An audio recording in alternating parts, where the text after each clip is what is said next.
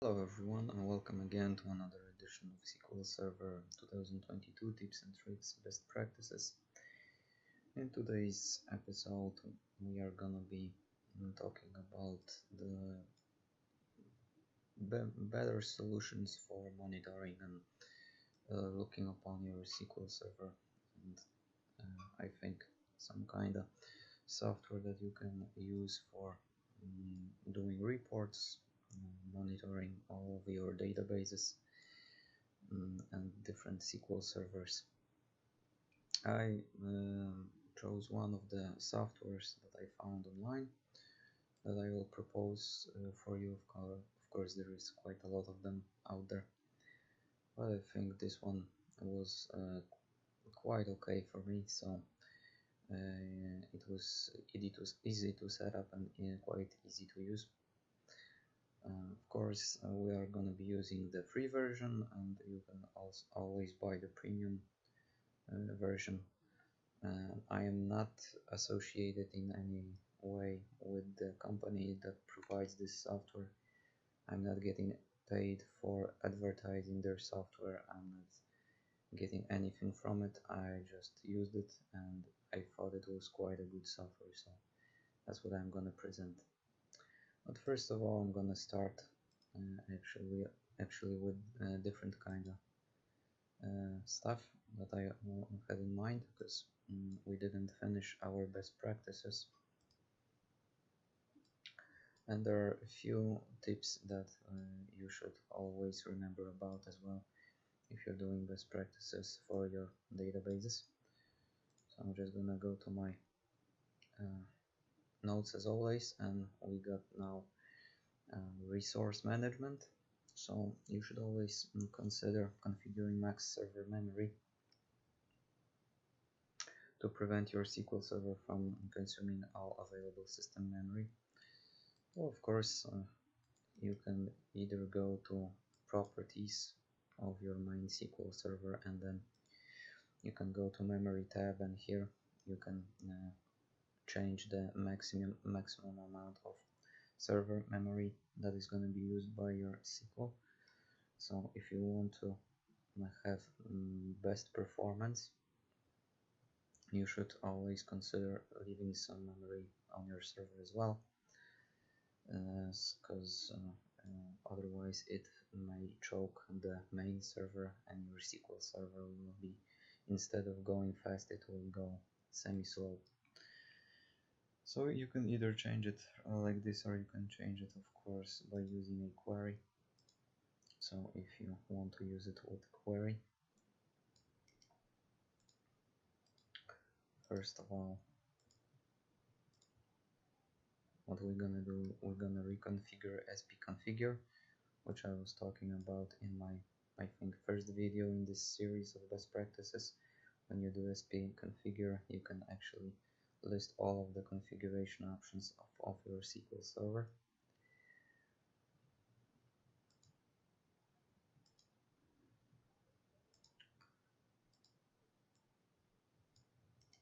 And let's see.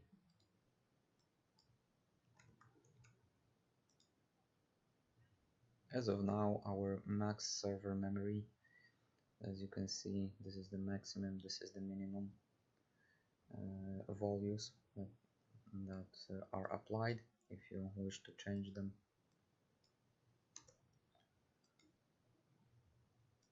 you can always change them with this query.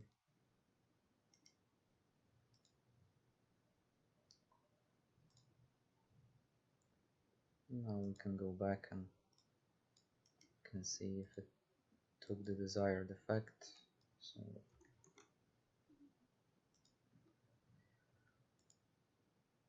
and there we go, configured volume and running volume. So basically that's the volume that is going to be used by SQL Server right now.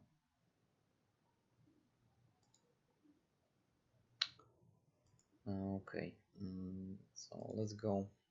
After that, next thing we should also remember is updating our statistics.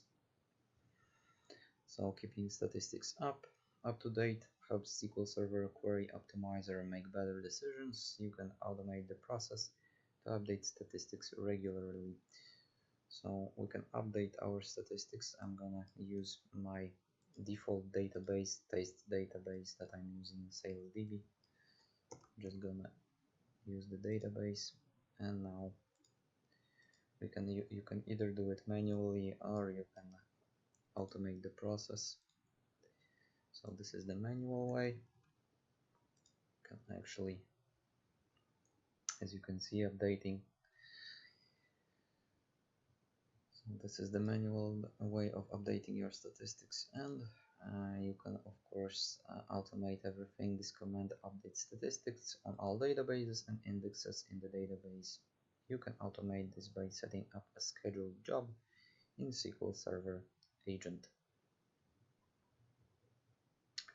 So enabling auto update statistics, how we can actually enable this. So make sure the auto update statistics option is turned on for SalesDB to allow SQL Server to update statistics automatically.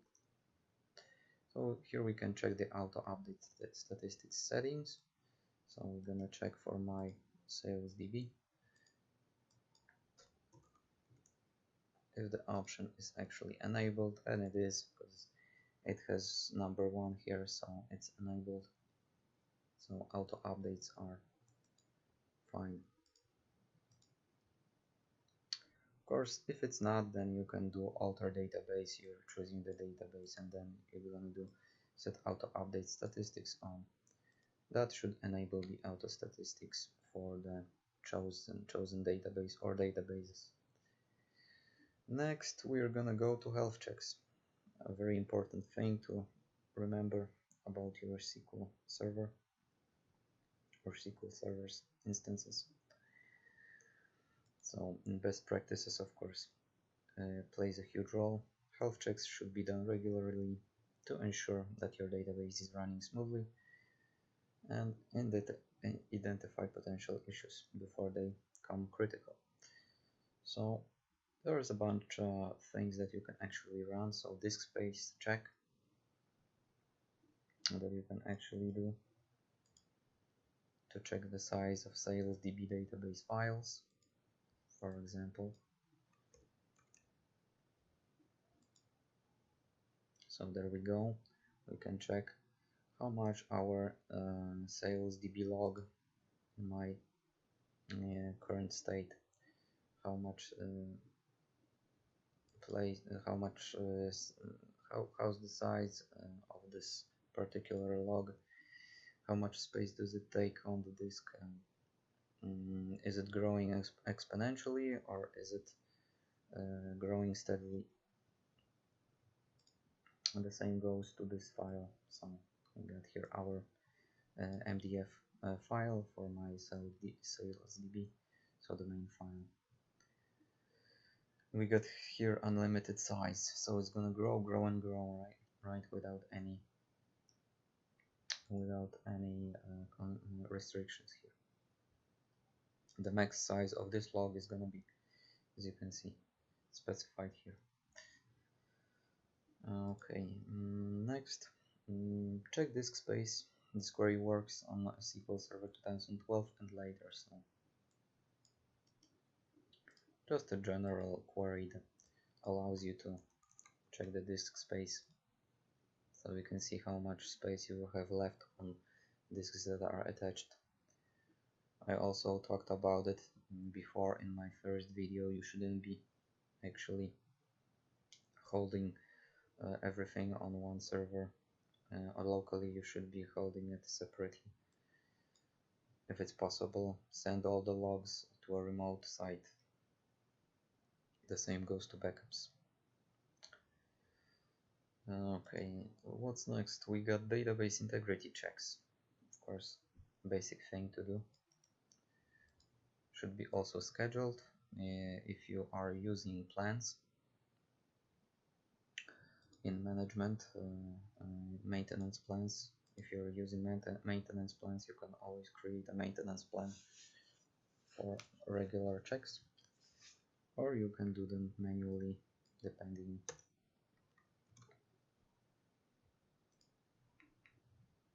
So we got no errors here.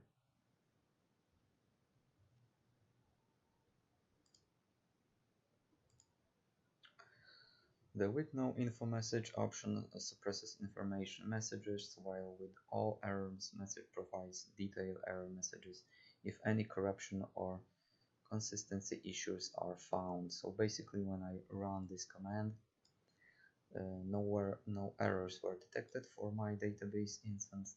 That's why we have no info here, because these are the main flags that were actually implemented in this query. Okay, next thing, query performance monitor. Well, we can use many kind of different monitoring software, or you can use just the basic things that SQL provides, depending on which things you want to actually work on. Monitor long running queries and overall performance and detect bottlenecks. We can actually check it like this.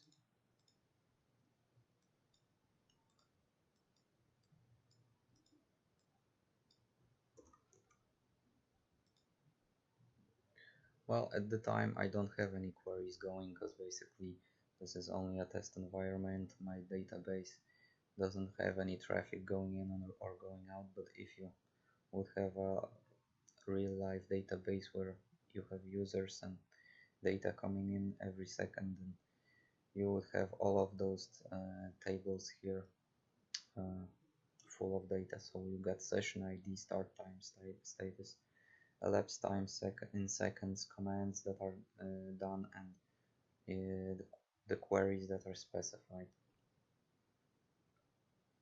Pretty useful, I think, also if you want to sometimes find some kind of problems or you're troubleshooting errors.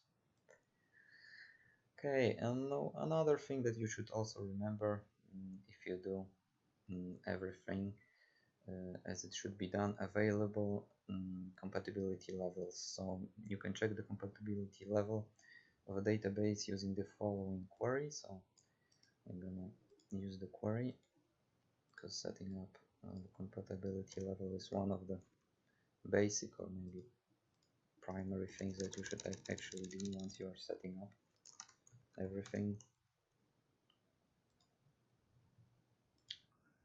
So as you can see, for my instance compatibility level, I think it's not even selected here.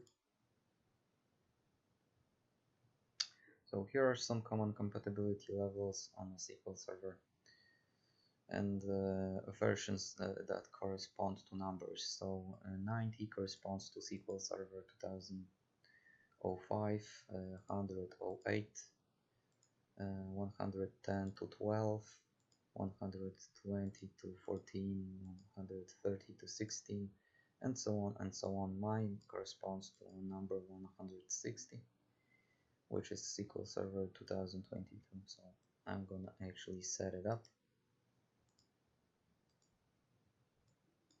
So with this query we're gonna set up the compatibility level.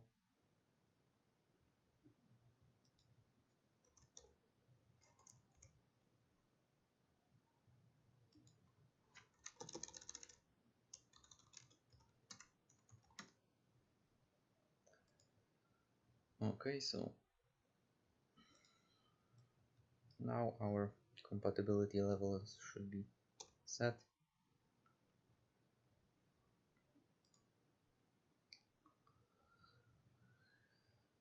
Okay, so let's check database name once again.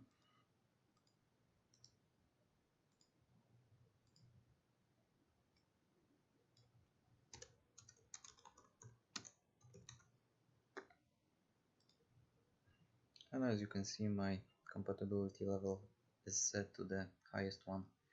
So the newest corresponding to SQL Server 2022. Okay, so basically those things are one of the basic things that you can use. So the health checks, the monitoring, like checking the performance levels, updating your statistics, resource managing, managing your resources with the memory, and of course setting up compatibility levels. But now I wanted to actually talk about monitoring with third-party software, which I picked from SolarWind. So integrating SQL Server with third-party monitoring tools such as SolarWind Database Performance Analyzer, DPA can provide valuable insight into performance, troubleshooting, and alerting for your SQL Server environment. So yeah, no, it's just like general approach with the monitoring solutions. Okay, so here I include all the steps that are actually required if you want to use SolarWind DPA that can provide you with specific kind of info about your databases and reporting, monitoring, different kind of stuff. I'm gonna show you how to set it up. Like I said previously, I'm using the free version. You can apply for it for like 14 days. After that, you will be asked to either delete the version or to upgrade it to like premium. So let's actually start with the first thing. So basically, first you need to go to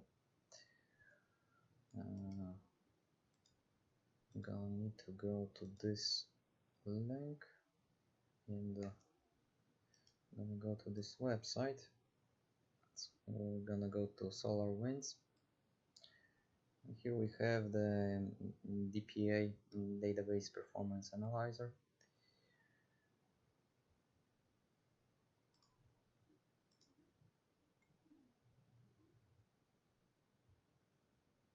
And of course we're gonna pick here because we are gonna be using Microsoft SQL Server, so we're gonna choose Microsoft SQL Server.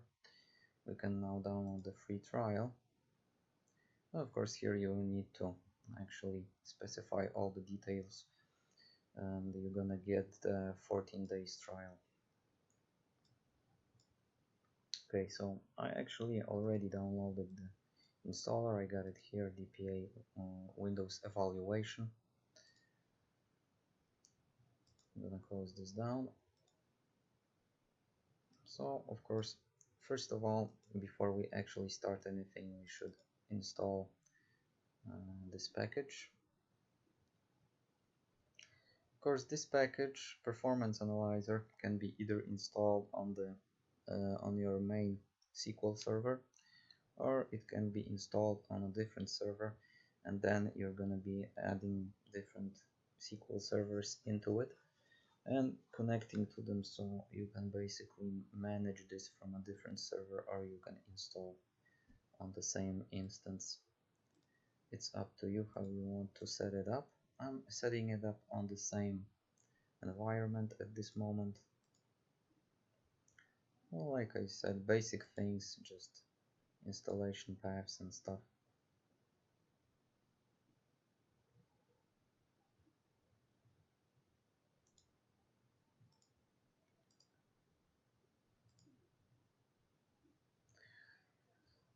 Okay, so next, after this installation package finishes, we'll proceed with next step, which is configuring SQL Server for monitoring. So you're preparing your SQL Server to correspond with DPA. So ensure that your SQL Server is configured to allow remote monitoring. So it's important that remote monitoring and actually remote connections are allowed into your SQL Server. So we're gonna have to go to properties, and we'll check if actually I have everything enabled. So I'm gonna go to properties, let's go to security, connections, and I got allow remote connections to this server, and I got it on, so we can actually connect from remote sites. That's fine. What's next? So next we need to enable SQL Server agent, because this is going to be also corresponding to the package that we just installed. So make sure that SQL Server agent is running. If it's not, then you need to start it up. Of course, you can check it up in services.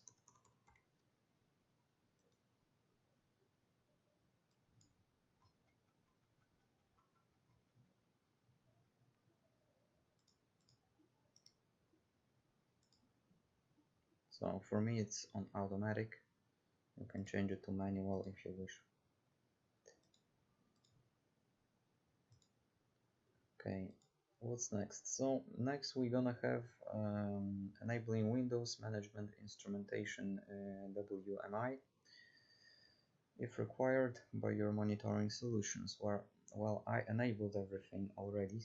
I'm gonna show you what kind of things you should actually check before proceeding. So first of all, we need to check if WMI service is actually running at all in your instance. I'm just gonna use PowerShell. Let's see, so mine is running at the moment. Next we need to check if the WMI ports are opened. In this case it's a TCP port 135, so I need to actually check this one out as well. So I'm just giving my computer name, so the name of this SQL server. So not my database, but the server in itself is called SQL. So it's here SQL and then port number, and we are testing the connection, and TCP connection is true, so it's fine. Now we need to ensure that DCOM is enabled as well. So I'm gonna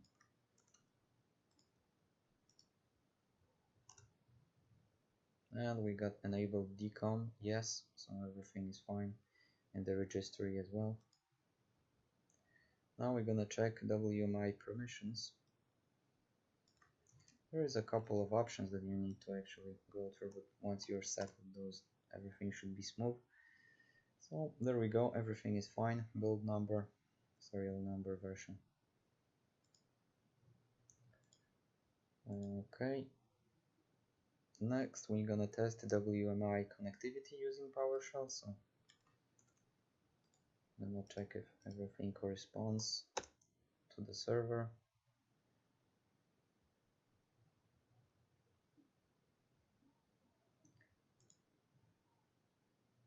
And well, check for Windows firewall rules. So we need to check, of course, if we got any rules configured here. So since I don't have a Windows firewall here on, I have actually disabled it for the purpose of this test.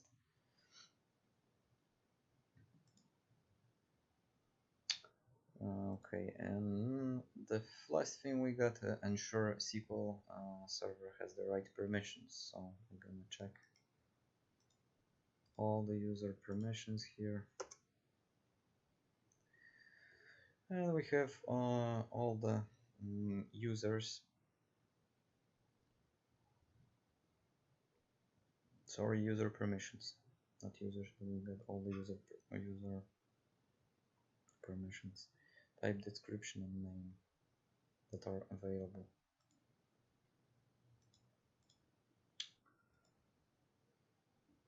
And at the end, you can enable WMI through Control Panel, Administrative Tools, Services, of course. So this is the first and easiest way to enable the main service.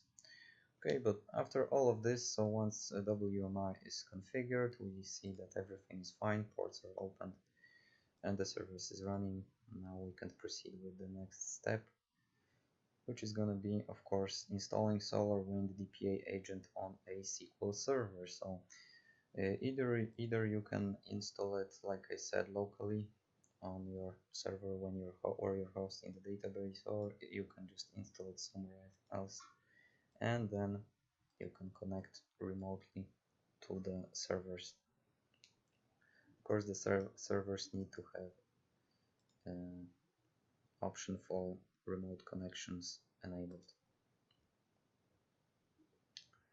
So we're gonna go to DPA,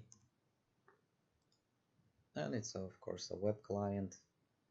You can see localhost on a specific port. And here we are greeted with this wizard from SolarWinds. We're gonna create a new DPA repository because this is the first thing. We are gonna be using Microsoft SQL Server. Here we're gonna give either the instance name or the server's IP address. I would suggest the IP address. Of course, you can do it with the name, but if you have any kind of problems with DNS and your name is not resolved properly, you might have different kind of problems, so bear in mind. If I remember correctly, my address should be like this.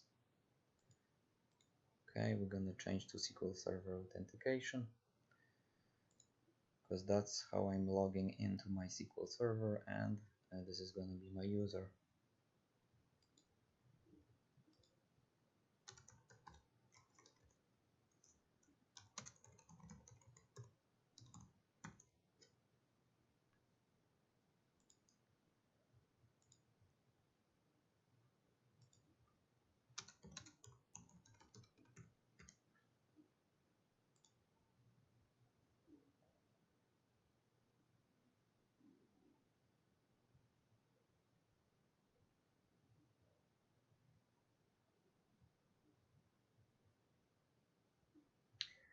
So it needs a moment to verify everything.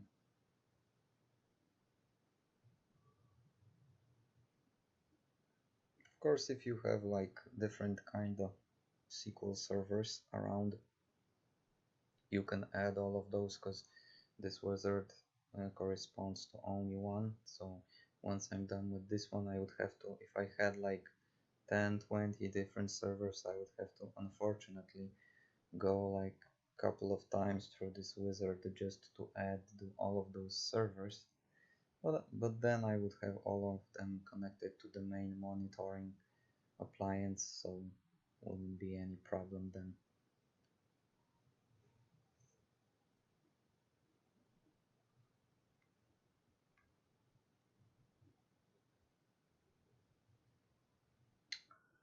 So I need to check because I don't know if I didn't have any mistakes here.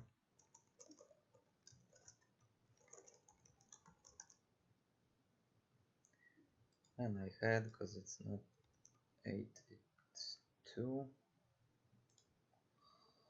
Okay. And there we go. Okay, so now we are actually enter the login credentials for the repository administrator. So we are creating a repository administrator. This is the repository login that is going to be used. You can change it if you wish. Again, SQL Server Authentication.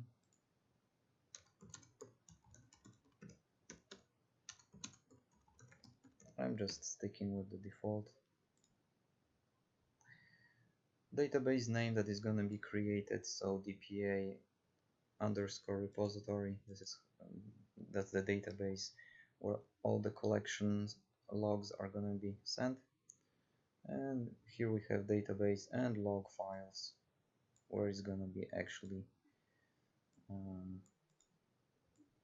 situated on the disk. So we got the C drive. If you have different kind of drives with a larger amount of space, you can of course consider putting it there. And here we are entering the name and the email address, so we can actually receive reports, performance reports through our email address. So just I will say DPA reports, let's say daily.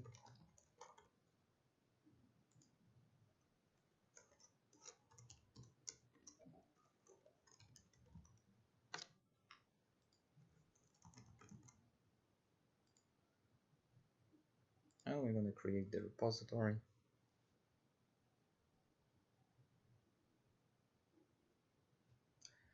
Okay, so repository has been created. Now we need to register database instances for our monitor. Okay, so I'm gonna register the instances of SQL Server. So we got Microsoft SQL Server. I'm gonna go with DPA. DPA will create, configure the monitoring user. Okay. And here we're gonna choose our instance name, or we can choose the IP address. Since my instance is on the same IP address that the repository is, I could use the same address, or I could use the instance name. So this time I'm gonna use the instance name. We're gonna see if DNS works properly and if it's gonna actually resolve the name without any problems. Enter sysadmin login that DPA will temporarily use to register the instance. So I'm gonna use the main administrator account.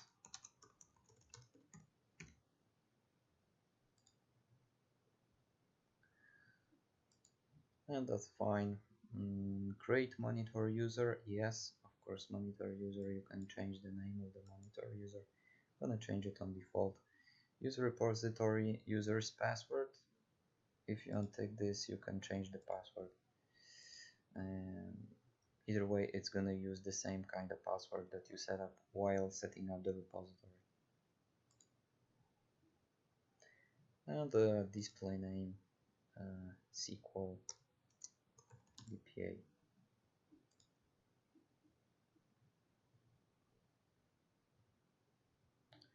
Register another database instance. So this is the thing I was talking about previously. So now we could just add like a ton of SQL Server instances here. And we're gonna finish. And basically, if we go to home, it's we are greeted with this small window, welcoming window. And now actually it looks like this. So now we are in our SolarWinds database performance analyzer. This is the summary, overall summary of my database situated on this server. Sorry, my instance, so all the databases, because this is the main instance. If I added another, I would have like another one here, and so on and so on. So you can imagine how it looks. Actually, really straightforward. I think it's not complicated at all, and you can see basically almost instantly if there are any issues, because you have like monitoring running already on the whole instance. Sessions, disks, memory, CPU tuning, wait time. So DPA now analyzing.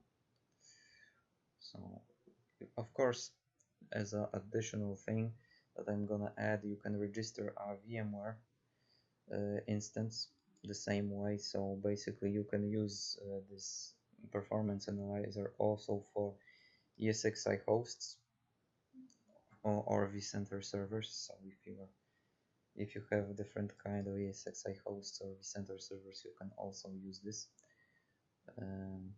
tool. But we are using it just to monitor our SQL server. Okay, start all monitors. Okay, monitors are started. And now let's go to let's say reports. So basically these are the reports.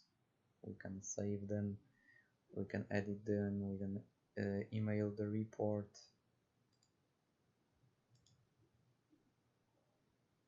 Database instance is idle or lightly used. No significant wait time detected. That's why, because there is no movement on the database at this moment. So basically there is nothing to majorly report. You can configure alerts here, create an alert. depending on what type of thing is going on. Of course, you can select the categories for the alerts, waiting time, resources, administrative, and so on and so on. But we are gonna go to options because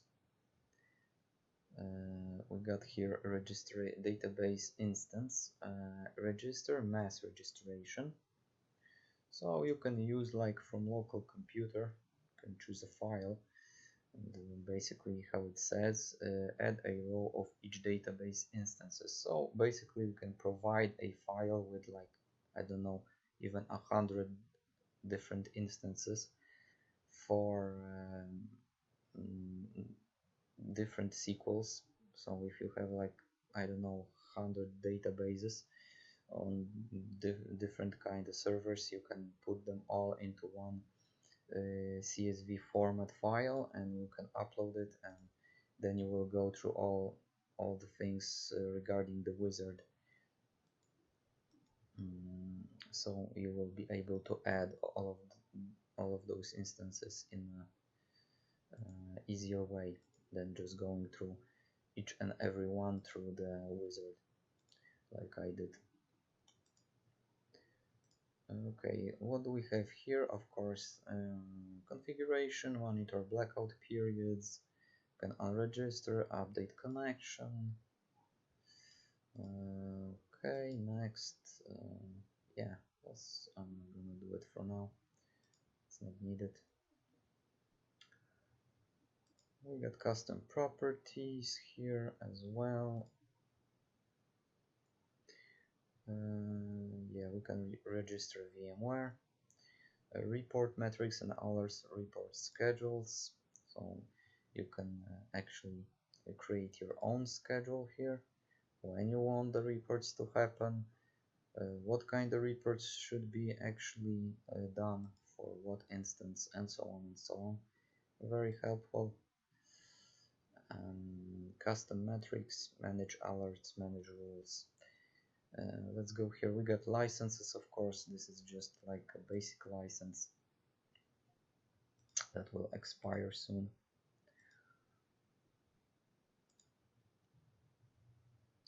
We got here advanced options, ton of options here. You just need to go through them, read about them if you want to use this tool. Database instance options, select database to view and modify its advanced options. SQL DPA, yeah. So,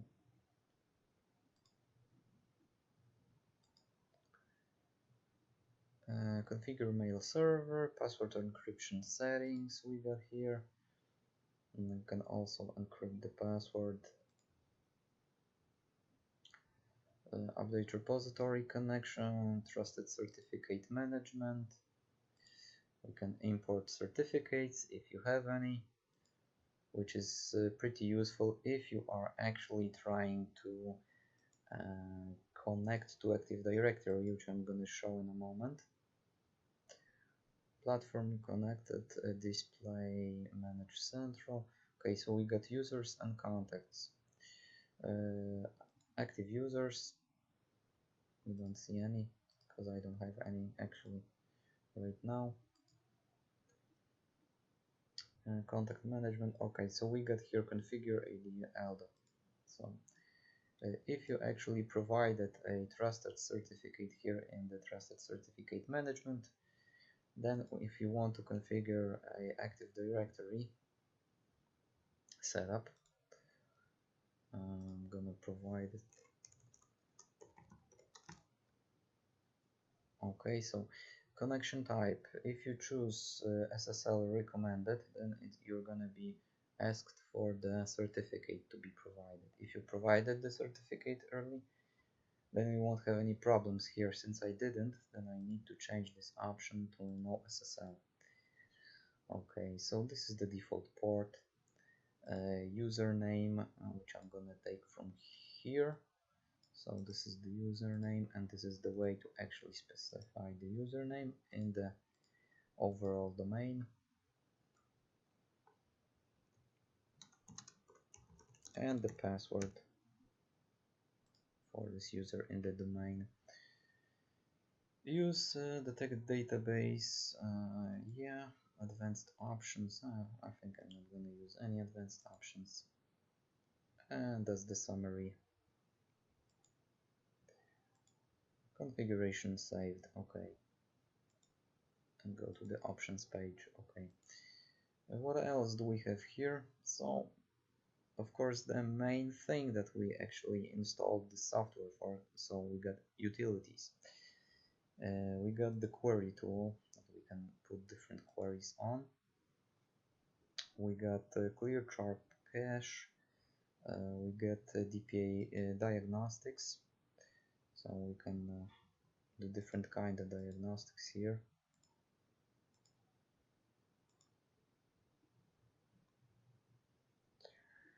We got, of course, the log viewer. So we can take a look on the logs. Got here advanced.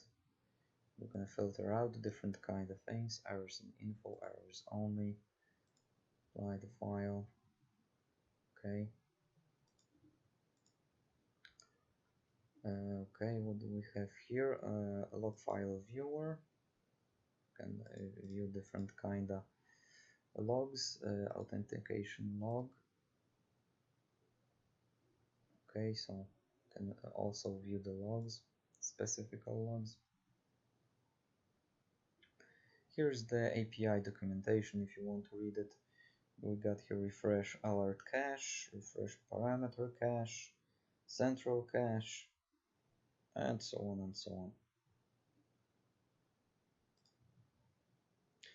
Okay,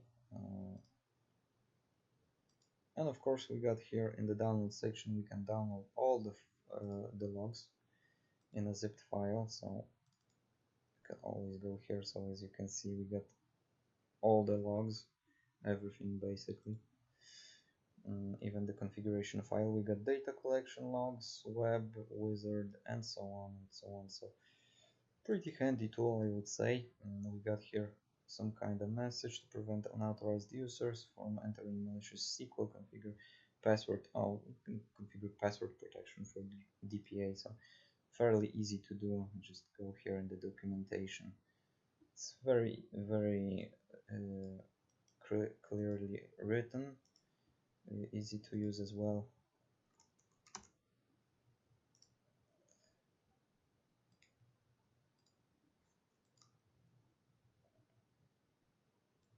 You just need to modify one key here for the password. So,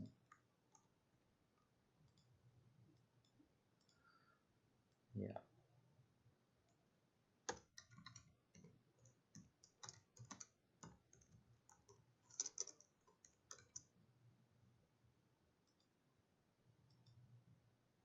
Don't worry, I'm not using this password anywhere in my private life, so don't try to use it anywhere. Okay, save the file. Yeah, so basically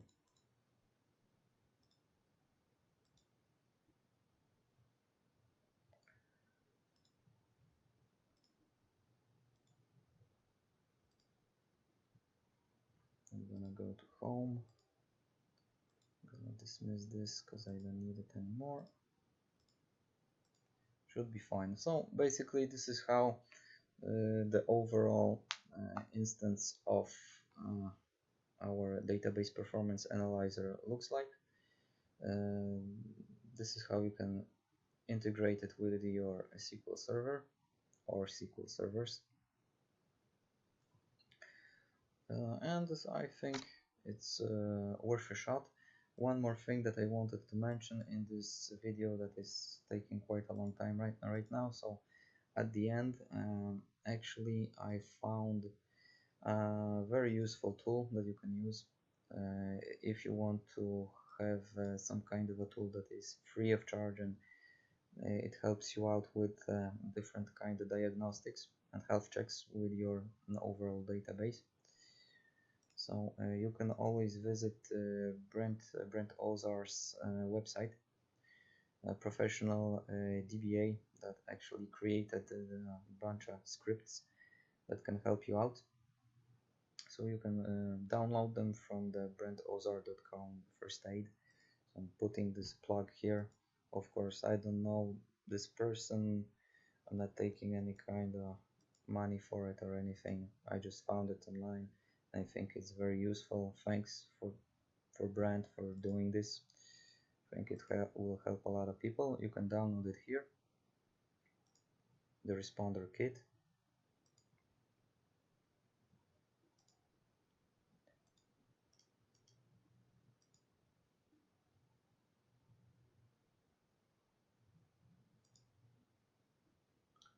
Okay,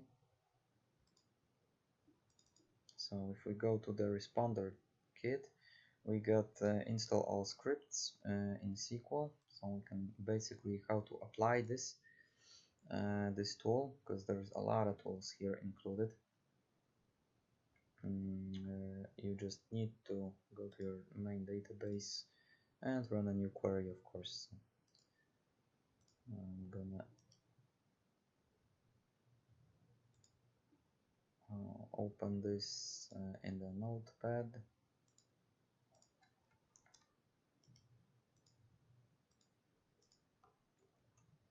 Okay, I'm gonna execute.